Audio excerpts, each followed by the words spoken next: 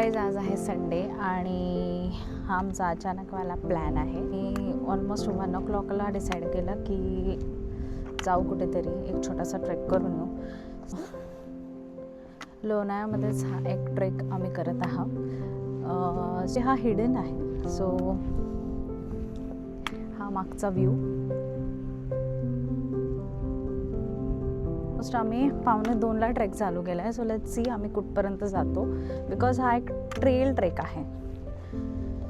बघा सह्याद्री किती सुंदर दिसते. हाय हाय हाय ग्रीनरी नुसती.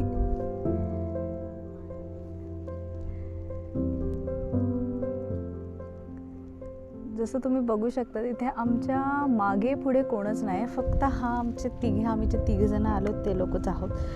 सो समजून जा हा किती हिडन जागा आहे.